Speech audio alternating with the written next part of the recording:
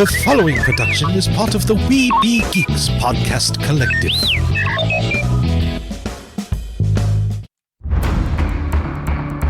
From days long ago, from uncharted regions of the universe, comes a legend. The dream that came through a million years, that lived on through all the tears. It came here, the Fandom Nexus. Fabulous secret powers were revealed to our host as he plugged in his microphone. I have a podcast! Here he is, your Spider-Pan, Jeremy.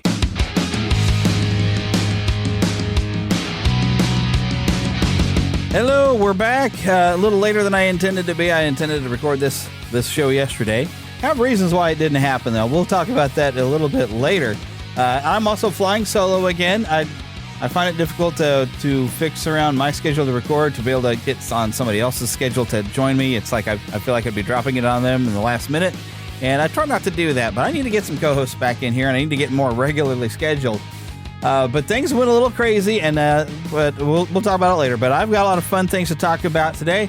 We're actually going to talk, heck, one of the things that I've been playing is actually going to be the main topic, because there is a certain game that is back. I didn't expect it to come back, and I've been playing it again, and we're going to talk about the history of this game as we get into it a little bit later. You might have already figured out what it is by what I'm going to probably title this episode, but we're going to get into that. We got a lot of fun news that popped up these last couple of weeks, starting off the new year with a lot of exciting things coming up, and I figure it'd be a fun time to talk and share some of the things to get excited about in the coming year, as well as a fun game that you might join me in playing. We could play this together when we get on talking to it. But that's what we got going for the show. So let's just roll right into it.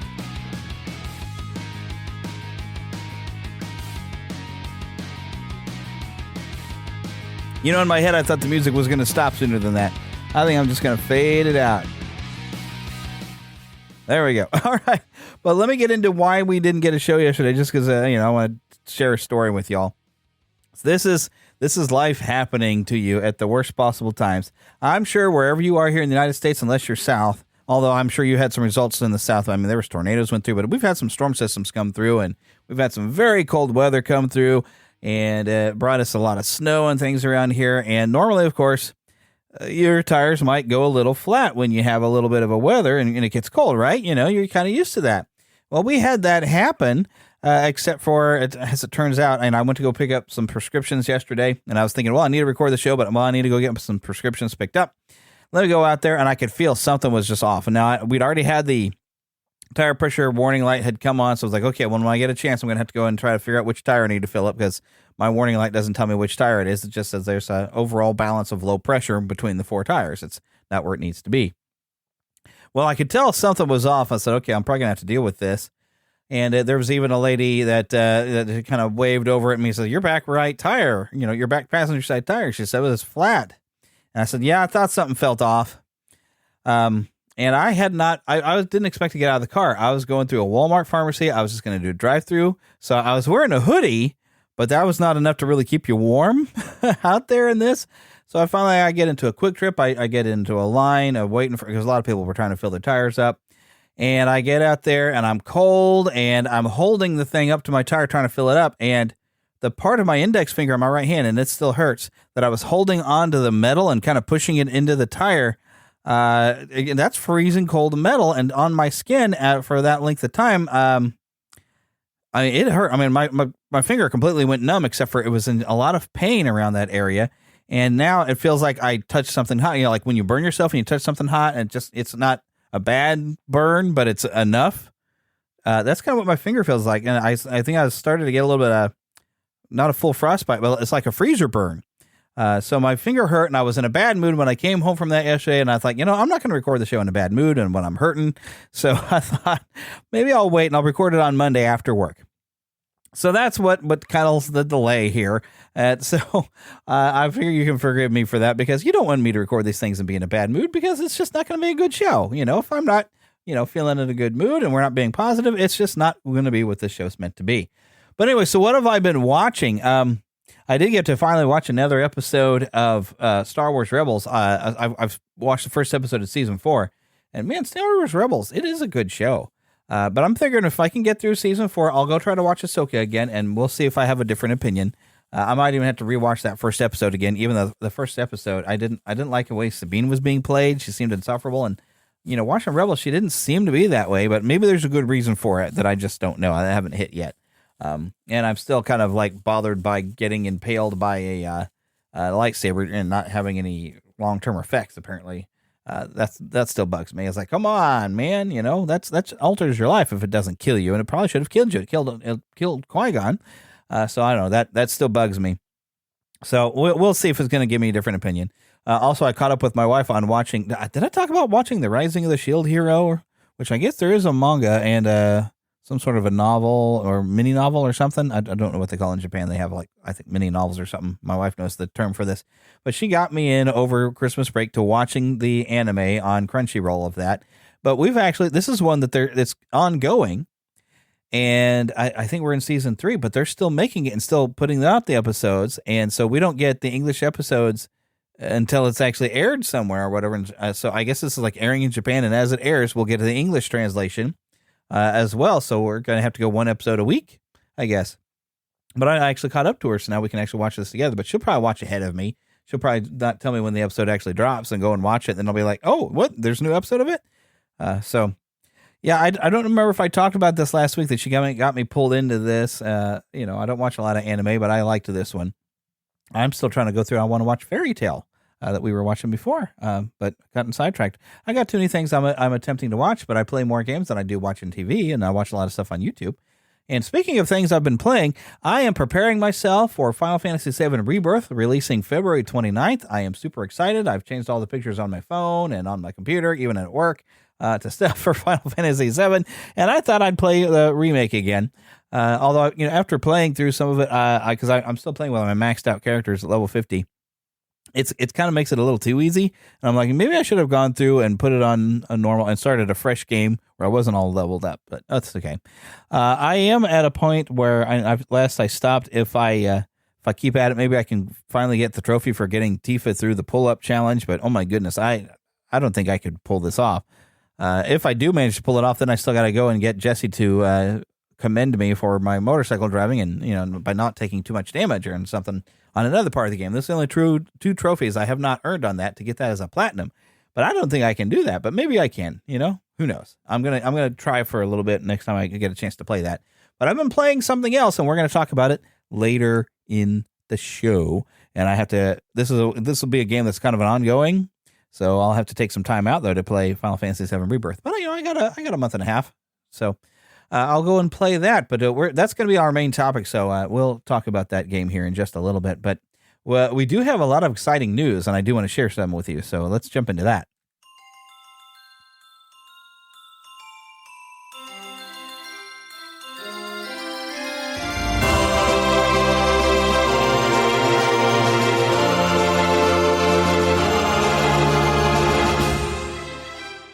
Spanning the Disney and geek universe to bring you the best in comics, toys, movies, and entertainment.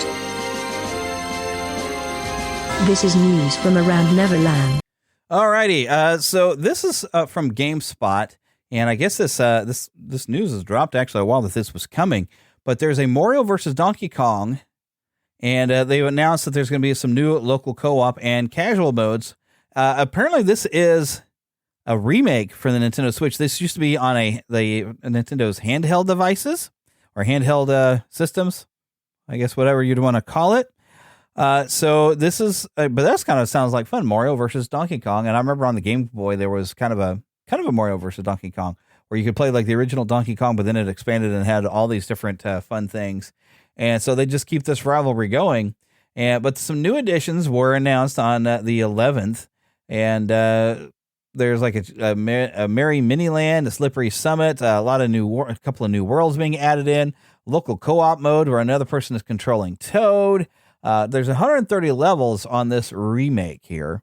So, I mean, this is going to have a lot of things. This is probably going to be a big hit and everything. This was actually unveiled last September that this game was going to happen, but it's set to release on February the 16th with a cost of about $50. Pre-orders are currently live on Amazon. I'm sure you can pre-order it at whatever store you would like to go to as well. Just go and check it out and see what is going down with that. All right, so the next thing I have, of course, is the item of business from Deadline. And this is something I'm going to say I'm a tad behind on. But all those Pixar films that were during the pandemic that Disney didn't put into theaters, they just put it straight to streaming, like Soul, Turning Red, and Luca, are actually hitting the theaters here in 2024. In fact, Soul already came out, and it's out in theaters. So if you want to go and check it out, it came out January the 12th, just a few days ago. Turning Red's coming out February 9th, Luca on March 22nd. Soul, I haven't watched Soul since I watched it on Disney Plus, and I did buy it. I did like Soul. I liked Luca. Did not like Turning Red. So I don't know that I would go in the theater. I mean, when I've owned copies of these movies, because I bought Luca. I mean, I could just watch it here at home. I don't know that it would draw me out to the theater. I mean, these are, movies that are meant to be in the theater. But those of you who would be interested in seeing it, there you go. You got your chance to do it. And this is all, of course, leading up to Inside Out, which will open on June 14th. All right, next thing I got also from Deadline, some movies that I am definitely excited about, or a movie.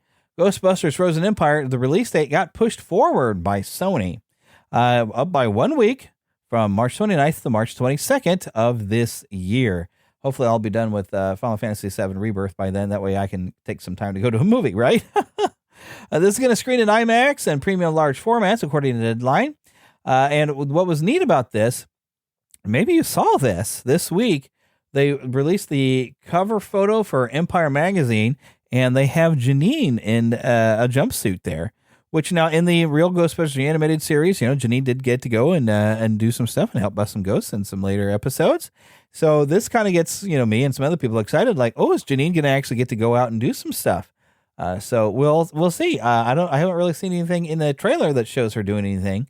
But we'll find out very, very soon here. In fact, a week sooner than we expected. But that got me super, super excited seeing that. Alrighty, here's from the Variety magazine or website. Star Wars announces new movie, The Mandalorian and Grogu, from director Jon Favreau. Now, that I've heard actually, and even I was seeing even Richard from the Skywalking Through Neverland even shared on Facebook when he posted this, like, this seems almost like it could be a distraction from the director of the new Jedi Order saying stuff that she likes to make men uncomfortable. They'd be like, no, wait, look over here. We're going to make another Mandalorian movie instead of a series. But, well, of course, that third season of The Mandalorian wasn't really that good. There was some stuff I liked about it. But it wasn't really that good, but it did also wrap up in a good place where you could sit. But I guess you do have some option that another adventure could happen. So, but apparently we're getting it. I don't know when this is supposed to be coming out, other than we know it is coming. It looks like they have it scheduled right now for May 22nd of 2026. A separate movie in the Galaxy Far, Far Away is set for December 18th, while the third Star Wars adventure is opening December 17th, 2027. But we don't have specifics on these other movies.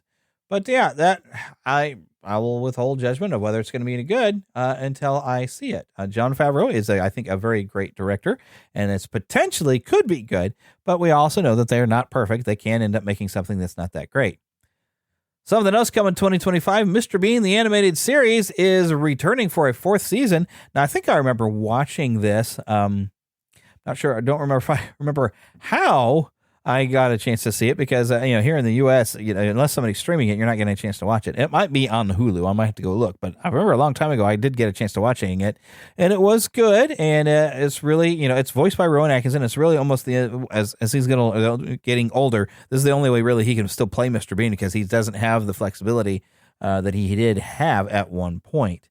But this is going to be airing on Cartoonito and HBO Max across Europe, the Middle East, and Africa on Warner Brothers Discovery Kids channels, and streaming services across Southeast Asia and South Asia, and on the ITVX Kids in the UK and Ireland in 2025, which marks the 35th anniversary of the first live-action episode.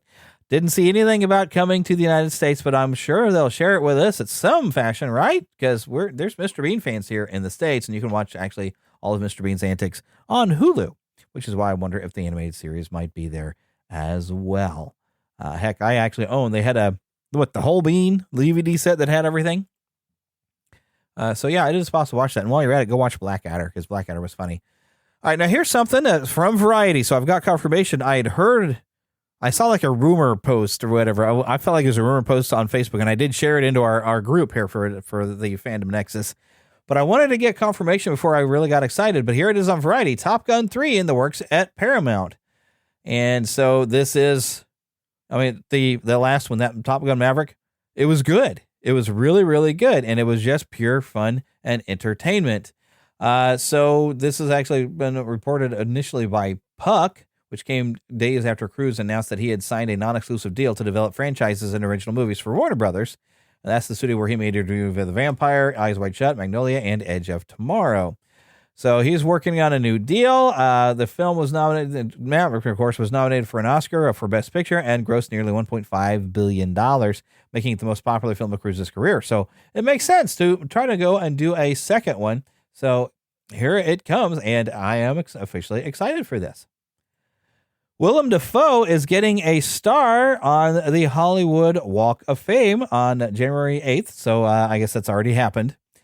He did an interview with Variety talking about something called Poor Things that he's done, but we, of course, will love him best for playing the Green Goblin in Spider-Man, and, of course, coming back to play it again in Spider-Man No Way Home. But it's very, very cool that he's getting an opportunity to come back and play, to get a star on the Hollywood Walk of Fame. It's a very nice long interview on the Variety. If you'd like to check that out, go and do a search on it, and I'm sure you will find everything you need right there. All right, so now before we get to the trailer park, I want to just take a quick moment to remind you about Dubby. I do have links on the website if you go and find the big logo at neverlandpodcast.com. Dubby.gg. There's a discount code of Neverland that you can use to get a discount on your order. This is an energy drink. They recommend it for gamers. An energy drink, it's a powder you mix with water, and it promises not to give you the jitters. It's supposed to have a lot of vitamins, a lot of good healthy things in there to try out. So give that a shot. They have lots of different flavors. You can even order yourself a water bottle. Give it a shot. Dubby.gg. Find the link at neverlandpodcast.com. And of course, when you do go and purchase that, I get a little bit of kickback. It does help the show. It does help fund things around here. All right. But now it's time to get into the trailer park. I hit the wrong button. Mama, another gator got in the house. Another gator? Give me that shovel. Come here. Get him, Mama. Get that gator. The Neverland Trailer Park. Okay, well, it's been a while since I've hit the wrong button, so I guess I was due to do it again sometime.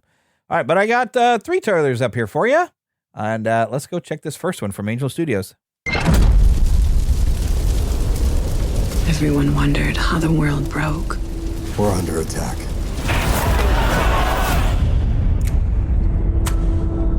Deep down, before society collapsed, we were already falling. All over the court. It was only a matter of time before it all crumbled. Try to hold your breath. Hold your breath. I saw this. So what? It might be nuclear. Are you scared? America's just been attacked. Get to the homestead. Is this an ark? Or is this a fortress?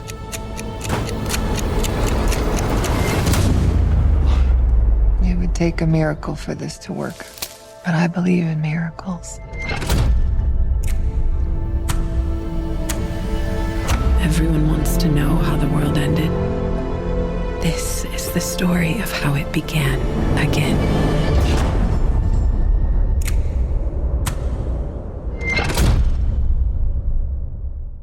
All right, exclusively in theaters 2024, but it's the launch of a series, Homestead, from Angel Studios, the ones who have brought you The Chosen, and a lot of other different things here.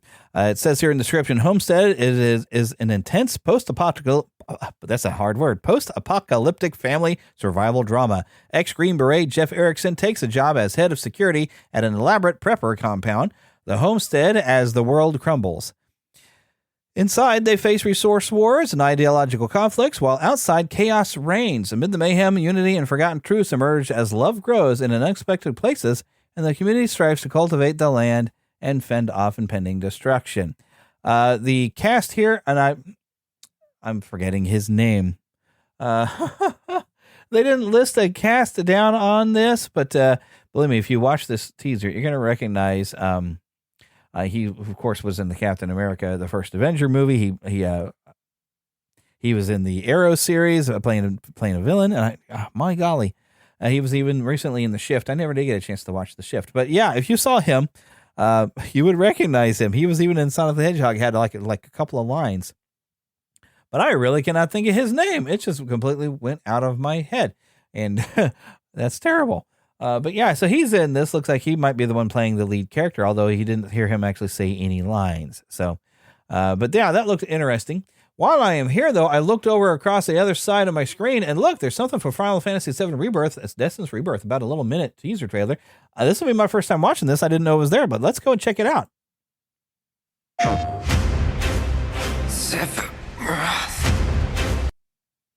Having a little bit of internet issue here. There it goes.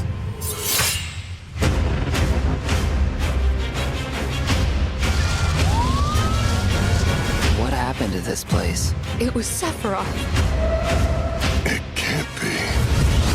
He wants to finish what he started and rule over the planet. You coming? Way ahead of ya! We have to help them. Let's get to work. You are truly a model soldier. We can handle this. I will reclaim our world.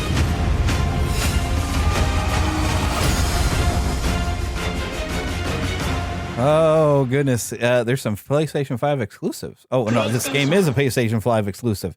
Let's see what it says in the description. It says, join Cloud and his friends on a journey across the planet in search of Sephiroth, experiencing the captivating story and thrilling combat in Final Fantasy VII Rebirth, the highly anticipated new standalone story in the critically acclaimed Final Fantasy VII Remake project, winner of the most anticipated game at the Game Awards, releasing February 29th. And I already mentioned that I was excited about this.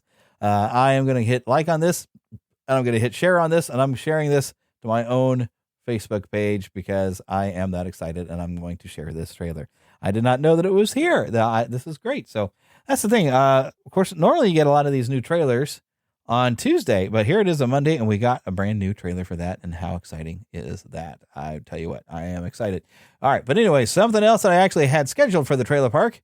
Here's another teaser trailer for something that might be good.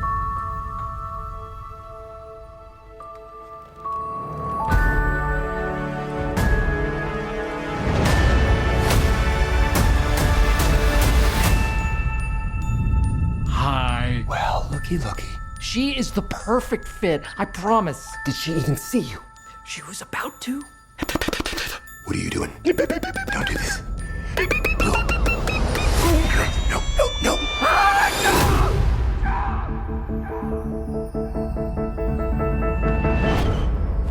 Hi. Oh, God. This is just so exciting. What is happening? Well, that's a perfectly understandable question given I'm an if. Get it? Imaginary friend? Our kids grew up. So we need new ones. You could save all of us. All of who? And don't say ifs. Let him say it, or I think his head may actually explode. Fine.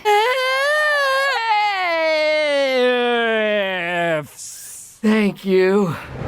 You ready for this?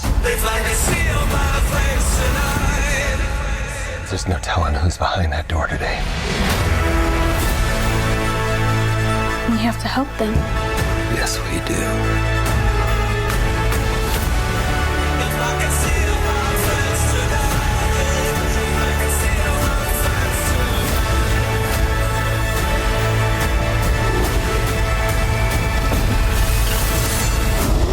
I'm not gonna ask you again. Put some pants on. You're freaking everyone out.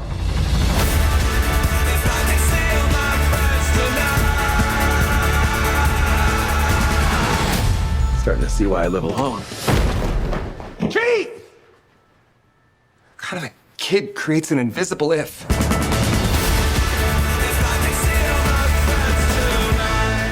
Don't look him in the eye. Which one? You know damn well which one. Dad! Thanks for doing this. It really means a whole lot. So this is called If. I thought it was called Imaginary at some point, because I swear we saw something of this before. The description, this is off of Ryan Reynolds' own YouTube channel. It says, get ready for a heartwarming all-family film with the director of A Quiet Place, the star of Deadpool, and the studio that brought you Annihilation. John Krasinski wrote this. This is basically, do you remember Foster's Home for Imaginary Friends? That seems to be exactly what this is, only it's the closest thing we're going to get to a live-action movie based off Foster's Home for Imaginary Friends. But it looks like that is the same setup here. So it's not really a new idea, but it looks like it's done really well, and I think it's going to be a good time. So this is If. So when this comes out here, definitely I think I will be checking it out.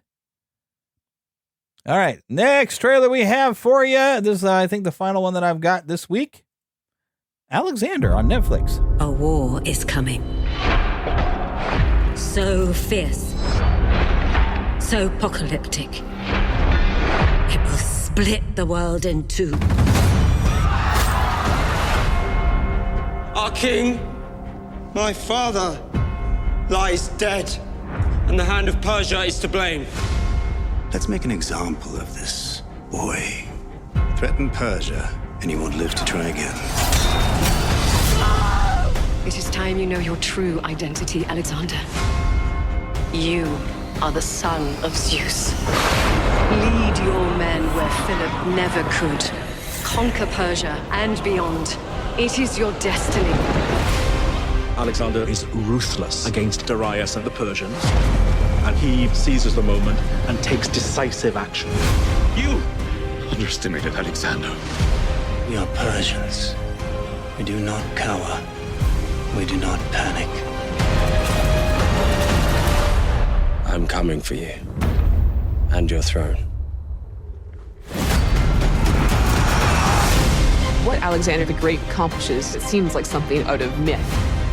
And yet he did it.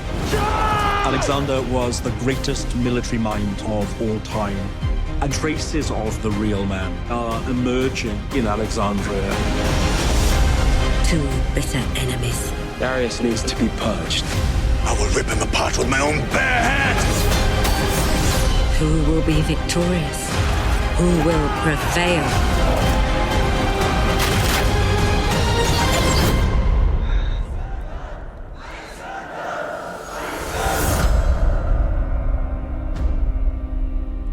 So Alexander, the Making of a God, coming January 31st only to Netflix. Let me read the description. It says, Alexander, the Making of a God is a 6-part docudrama series that reveals the extraordinary life of Alexander the Great through his radical transformation from warrior prince to living god. Well, I wouldn't call him that. Yeah, never mind. But anyways, the series explores his rise as an exiled young man into his obsession with the defeating of the mighty Persian emperor Darius, or Darius. I'm not sure how, I've always pronounced it Darius, but Darius could be correct.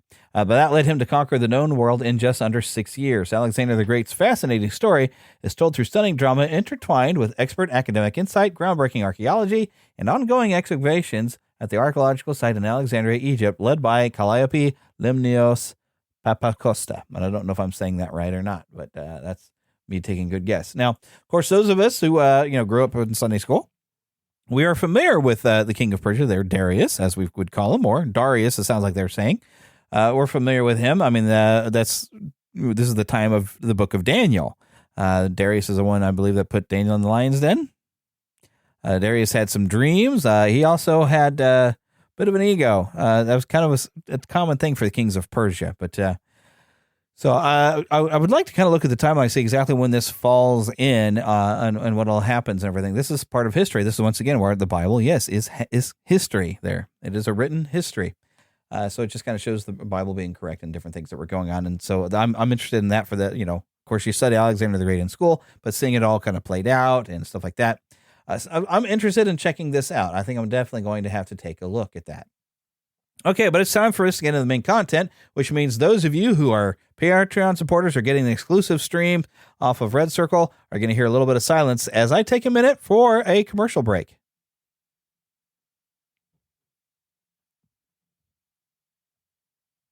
All right, let's get back to it. So the main thing that I wanted to talk about is, did any of you play City of Heroes back? Well, I can't remember when it actually came to an ending.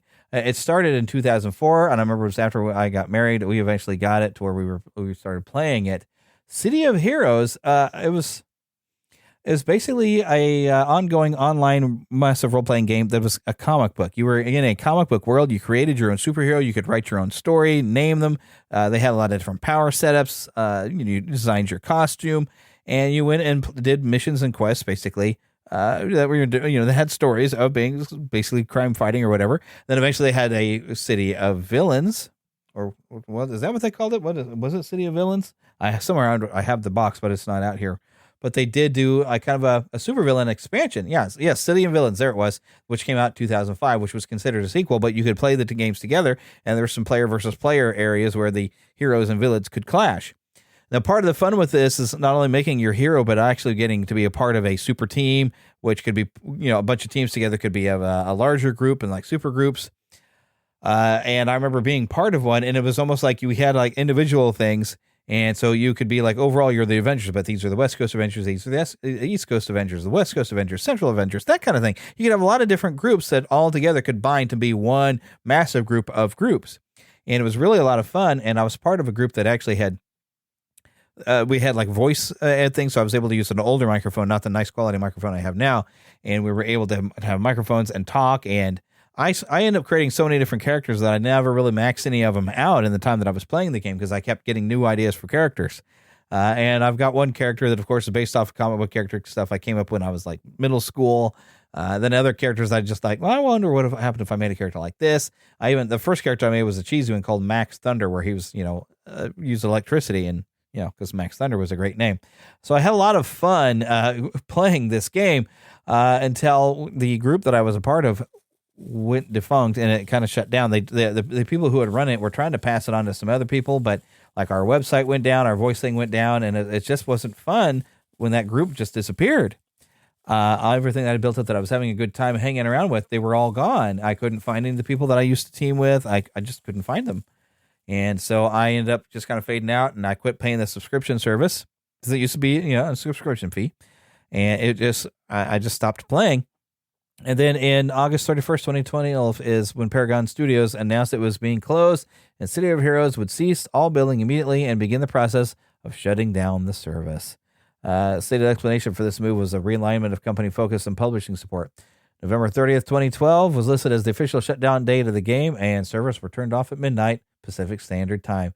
Many players arrived en masse to express their continued protest, support, and fond farewells, including messages of gratitude from the developers and moderators thanking their fans for the support and passion for the game. A variety of efforts got underway, led by players of the game, to keep the game operating past the announced state of closure.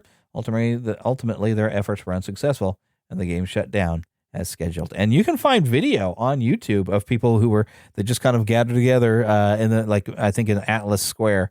Everybody just kind of stood together and just waited for the servers to close for the last big social event. It was just sad. Some of the history, though, in 2000, writer Rick Dakin, I don't know if I'm saying his name right, and Michael Lewis created Cryptic Studios.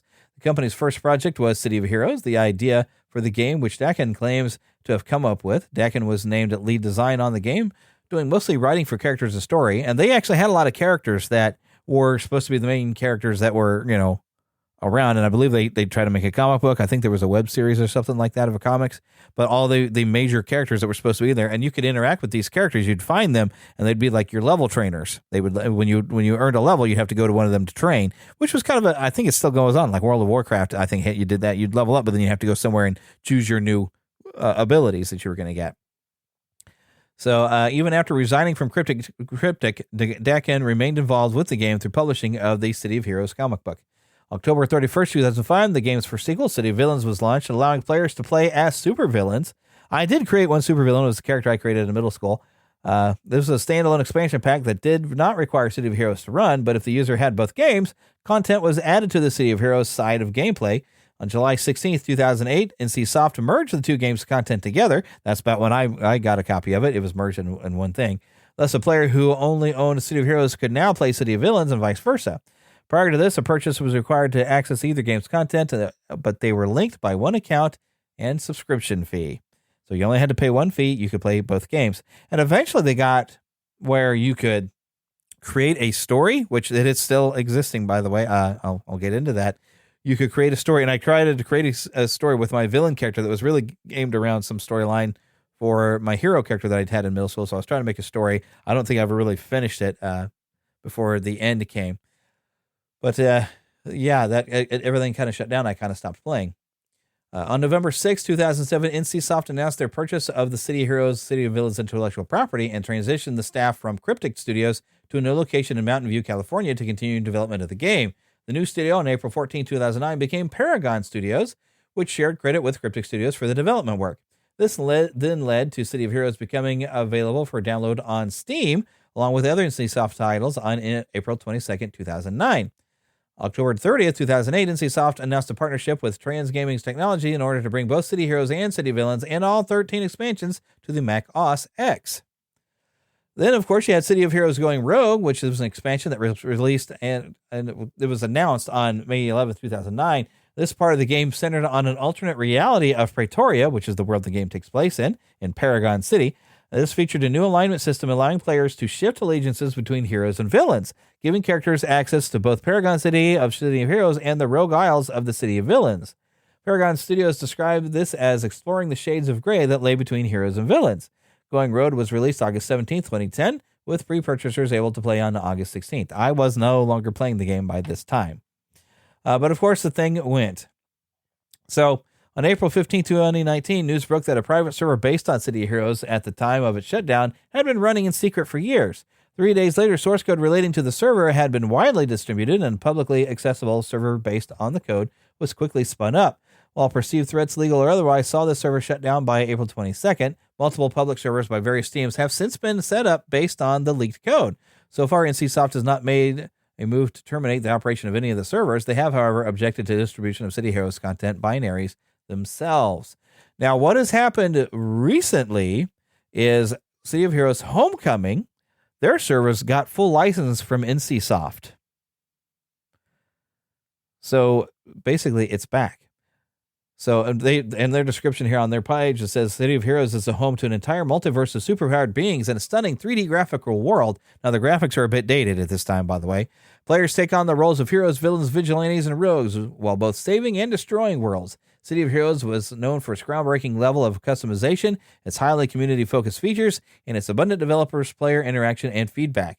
Homecoming, City of Heroes, has been in operation since April 2019, with a wide variety of quality of life features such as custom XP rates, alignment switching at will, all costume parts available on character creation, all vestiges of the Paragon store removed, and a new player archetype, Sentinels. Homecoming has 5 player shards, 4 testing shards, and the largest community of players today.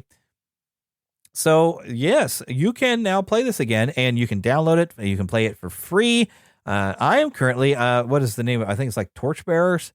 See if I can find a listing of the name of the servers. It's like Torchwood or Torchbearers or something, is where I have actually set up where I am playing. And I have started a supergroup called the Fandom Nexus that if you can find me, you can join it. Search for me. One of my characters is Spider-Pan. And I am the lead of this group. I've got a couple of my other characters I've created. I've created Phoenix Heart and Spirit Knight, all one word, Spirit Knight, because there was somebody else who had one with a space in there. I've created these characters. I am playing this game again.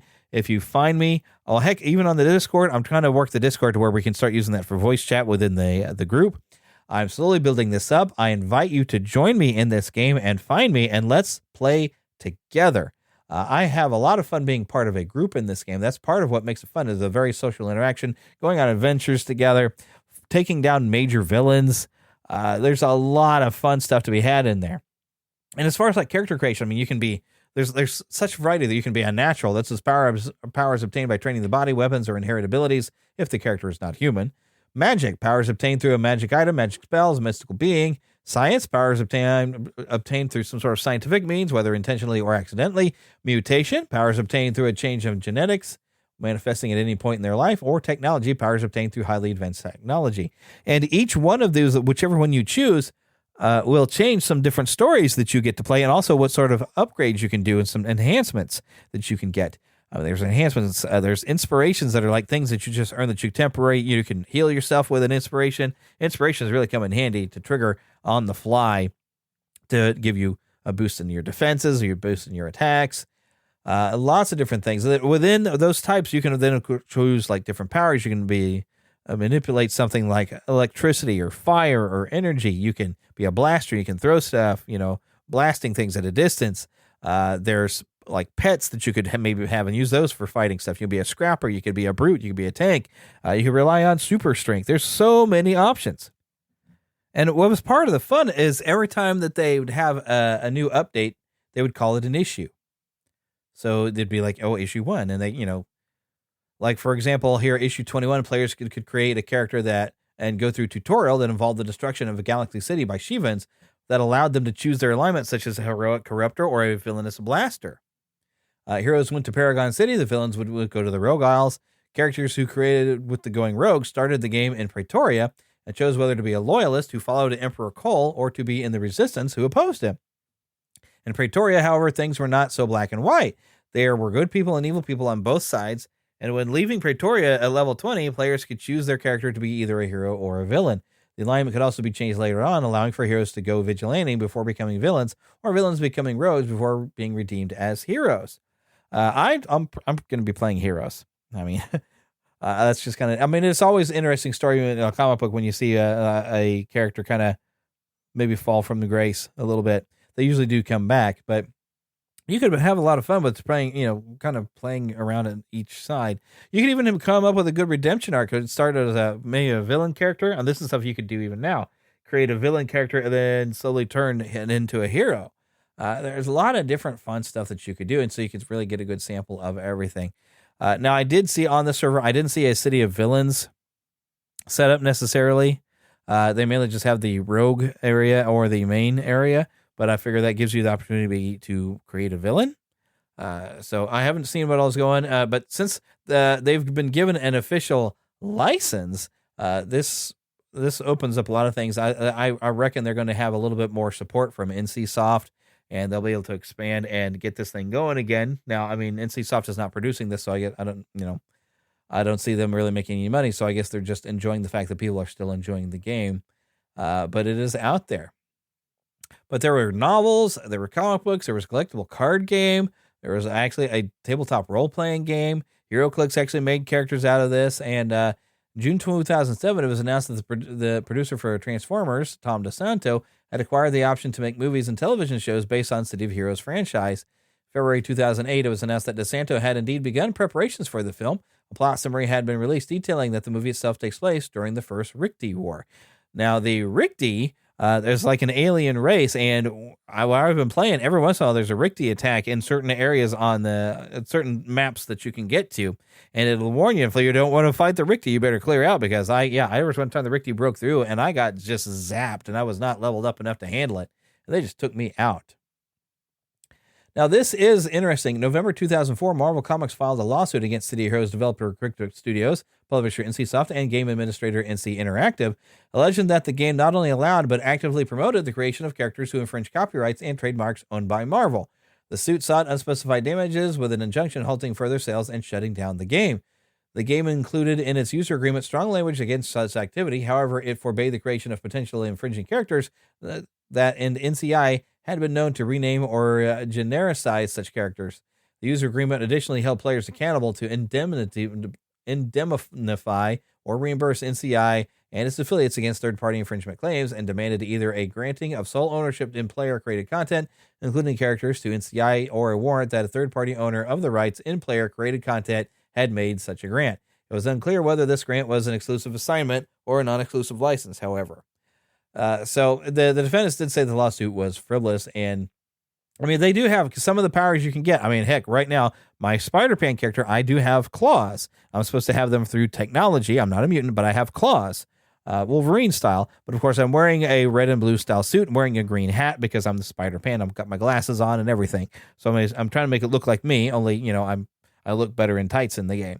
Now, of course, now thinking about it, I should have given myself a sword for my primary weapon because, I've got Pan sword. I'm the Pan now, as Rufio said. I am supposed to be the Pan, but this isn't the Neverland podcast anymore. But I was mainly just creating the ultimate nerdy character, so dressing in the colors of Spider-Man and having Wolverine's claws. I thought, that's a nerdy level of me.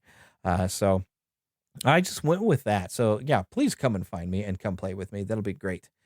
So despite the litigation in October 2006, Marvel Comics selected Cryptic Studios to develop its own superhero MMORPG for Windows, Vista, and Xbox Live, titled Marvel Universe Online. The alliance surprised players, but developer Matt Positron Miller assured fans on Cryptic's official website that development and maintenance would continually separate on both games. Proved later to be a complete split between City of Heroes and Cryptic Studios, Marvel Universe Online was eventually canceled by Microsoft, because Microsoft has to ruin anything fun, right? So, but yeah, that's just some of the information I have about this game. It's back. You can play it for free. It's a lot of fun if you happen to be a comic book fan or a fan of even superhero movies. You've always thought it'd be fun to play as one in a world where you could do almost anything, even become a villain if you wanted to. It's out there. It's available. And if you jump in there, find me on it's like a Torchwood, I think is the name of the server. Find me and let me know that you'd like to join the group, that you heard about me talking about this here. I would love to have you join me and we'll have some fun together. Get onto the Discord server. I do have links in there on like a description of the group. I put the Discord links in there. We will have some fun playing this together and come meet some of the people. I already recruited some people that I'd grouped together with that I just put it out there. It's like, hey, I just started a group and I'm looking for people. My first people in there, I'm going to make officers. And I did. I've upgraded. I went and had some adventures with some people. I made them all generals in my group, and now we just need a bunch of people to come and play along with us. So that's pretty much what I have for you today. So let's go ahead and wrap this show up. Hereby, of course, thanking Karen Kennedy, Ricky Pope of Christian Orange United, and Darren Wilhite of Wilhite and Roll Show for helping me with the introduction to the show. Make sure you visit neverlandpodcast.com. Not only click on that W link, but also find Podgagement there. If you happen to have a podcast, you'd like to get your reviews from around the world, very, very simple to create an account with Podgagement, and for just a small fee, you can get all of this stuff sent to your email. A lot of great functionality that Daniel is putting into this. It's a great product. I definitely recommend it. And of course, it does help out the show if you go and purchase. Don't forget, you can send us an email, podcast@neverlandpodcast.com. We're on Twitter. We're on Facebook. Twitter is Neverland PCast. So I guess it's X, right? Neverland PCast on Facebook, Neverland Podcast. We have a group in there or a fan page. I recommend the group because the group is easier for me to post on. So I share most of my stuff there in the group that we can talk about. Also, don't forget to join us on Patreon, where Patreon, of course, you can get an exclusive show that doesn't have all these ads in. Also, there is, through Red Circle, there is an exclusive. All these links are going to be in the show notes right there. You can become part of the exclusive and get the episodes. I haven't put every episode into this because I have to go and actually upload it separately as a feed. So that gives me also the opportunity to create bonus shows for you as well. But you can go and get a feed. I make sure every episode I upload on a main feed and also an exclusive feed. And the exclusive feed, I do not put the ads in. Of course, you will hear me go and talk some of the ads that I have on there that I don't have a professionally made ad. It's just me. You're still going to hear that, but at least you don't get all the other ads, right? So you do have those options, and it does help me out when you do that. So yes, Patreon or exclusive. Heck, if you want to do both, I will love you for that. You can also become an official Neverlander, Lost Boy, or Pixie. We still have that on the website. Why do we have Pixies? Because girls are too clever. They don't get lost. But yet I say that, and then, of course, I end every show by saying, get lost in an adventure. And we'll see you next week, and hopefully we'll see you in Paragon City at the City of Heroes Homecoming. Come and join me.